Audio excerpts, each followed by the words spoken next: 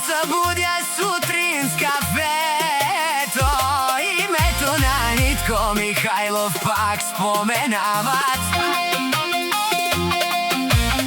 Каквото и да направи в града, веднага става тема. Номер едно, всеки гледа, всеки съди и коментира, но никой живота му не разбира. За Митко Михайлов говорят, защото живее смело, не се страхува от нито едно ново дело.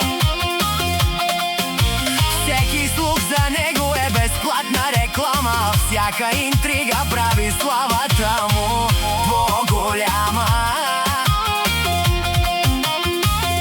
Щом си легнат вечер, пак името му повтарят,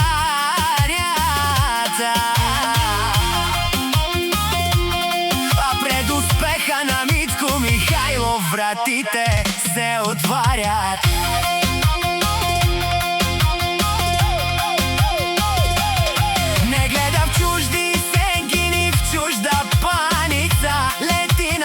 Свободен като птица, не се бори с зависта и злобата на хората, оставя делата му да говорят.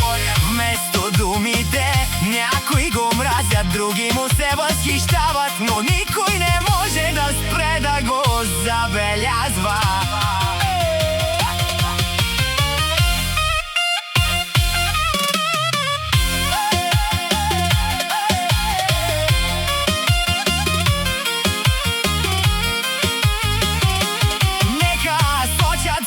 Нека шепнат зад гърба, Митко Михайлов крачи смело и променя съдба.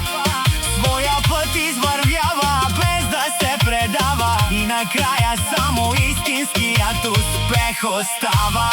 Нека приказват, Митко Михайлов върви напред, името му тежи, а успехът говори вместо него. Митко Михайлов пак споменава, каквото и да направи в града, веднага става тема номер едно.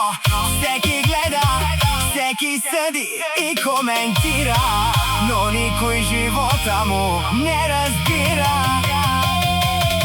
За Митко Михайлов говорят, защото живее смело, не се страхува от нито едно ново дело.